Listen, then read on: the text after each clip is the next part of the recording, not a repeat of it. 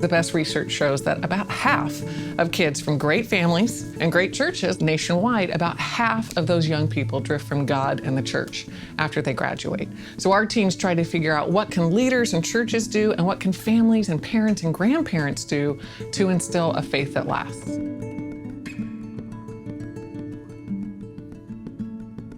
Our research shows that all too often parents aren't sharing themselves about their own spiritual journey. They're interviewing their kids, they're asking their kids questions. How was church today? How was Bible study?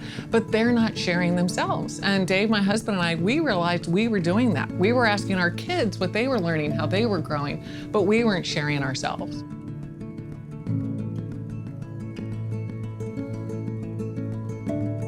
So in our family, we've done highs and lows at dinner, but because of our research, we've added a couple other questions. So we've added, how did you see God working today? And then we've also added, what was your biggest mistake today? And out of our research, we've seen that all too often, kids don't understand the grace of Jesus Christ. They've sadly fallen into what Dallas Willard calls the gospel of sin management, a gospel that's all about behaviors.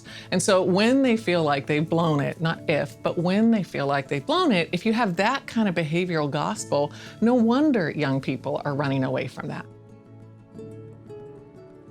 One of our family mantras is that Jesus is bigger than any mistake. Jesus is bigger than any mistake. So we've tried to incorporate a practice that talks about mistakes, sins, and also gives us a chance to repent in front of each other. There are many times when my biggest mistake of the day involves a tone of voice I used with my kids. And so for me to apologize to that, to ask their forgiveness at that moment, it's a special time in our family.